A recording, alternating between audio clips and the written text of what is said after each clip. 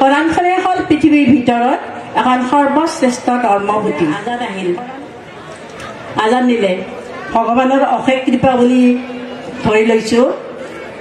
এইখিনিতে মই আমাৰ আল্লাহ নবী হজৰত মহম্মদক মই তেওঁৰ সৰগী চৰণত শ্ৰদ্ধা জনাইছোঁ, নমস্কাৰ কৰিছোঁ, সেৱা জনাইছোঁ। হজৰত মহম্মদে যিটো একতাৰ দলেৰে সমগ্ৰ মুছলিম সমাজক বান্ধিব খুজিছিল, আপোনালোকে তেওঁৰ নিয়ম নীতিখিনিও সুন্দৰকৈ মানি থাকক। মুছলমান বহুত আছে, কিন্তু আচল মুছলমান কম আছে। কাৰণ হজৰত অলপ কিতাপৰ পৰা গৈ আৰু হজৰত মহম্মদৰ তাতে গ'লোঁ। হজৰত মহম্মদে যিবিলাক নিয়ম নীতি কৰি গৈছিল বহুতে নামানে। আজিকালি ল'ৰা ছোৱালীটোৱে নামানে। আচলতে প্ৰকৃত মুছলিম হ'লে নিয়ম নীতিবিলাক মানিব লাগে, কোৰাণ পঢ়িব লাগে। কোৰাণখনে হ'ল পৃথিৱীৰ ভিতৰত এখন সৰ্বশ্ৰেষ্ঠ ধৰ্মপুথি। কোৰাণৰ নিচিনা ধৰ্মপুথি পৃথিৱীত নাই।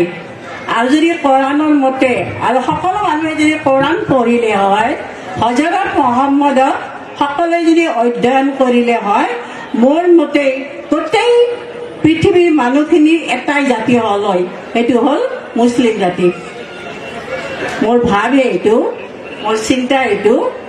আমি আচলতে কি উচ্চ চিন্তা কৰিব লাগে। উচ্চ চিন্তা কৰিলে মনৰ পৰা হিংসা, দেশ, অহংকাৰ এইবিলাক নোহোৱা হয়। আমিনো কেইদিন বাচি থাকিম? আজি মই ইয়াতে আপোনালোকৰ মাজত কথা কৈছোঁ, কি ঠিক কালি মই ৰাতিপুৱা সূৰ্যটো নেদেখিবও পাৰোঁ।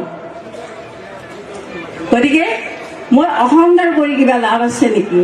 মই নিজক কিবা ডাঙৰ বুলি কৈতো একো লাভ নাই। মই আমি সকলোৱে যিমান পাৰোঁ, সকলো সাধাৰণ মানুহ, কিবা অসাধাৰণ মানুহ বুলি কথা নাই। মানুহ হিচাপে আমি মানুহক ভাল পাবলৈ শিকিব লাগে। মানৱতাবাদী হোৱাৰ সকলোৱে চেষ্টা কৰিব লাগে। গ্ৰন্থবিলাক আহি খুব ভাল লাগিল। মই পাৰোঁ গ্ৰন্থ অলপ কিনিম বুলি ভাবি আছোঁ, চাওঁ। আৰু মই বিশেষভাৱে আমাৰ আব্দুল খালেক ডাঙৰীয়াক ধন্যবাদ জনাইছোঁ। মোক ইয়াতে নিমন্ত্ৰণ দিছে, আহিছোঁ, আপোনালোকৰ মুখবিলাক দেখিছোঁ। আৰু মঞ্চতো বহুত দিন নেদেখা ধুনীয়া ধুনীয়া মুখবিলাক দেখিছোঁ। আমাৰ শ্বাহজাহান তালুকদাৰ সকলৰ নিচিনা ধুনীয়া ধুনীয়া মানুহৰ মুখ দেখি যি মন প্ৰাণ ভৰি গৈছে, খুব ভাল লাগিছে। আপোনালোক সকলোকে মই আগন্তুক নতুন বছৰৰ শুভেচ্ছা জনাইছোঁ। আপোনালোক সকলোৱে ভালে থাকক, আল্লাই আপোনালোকৰ মংগল কৰক। জয়টো কলগেছিয়া গ্ৰন্থমেলা, জয়টো কলগেছিয়া। ধন্যবাদ।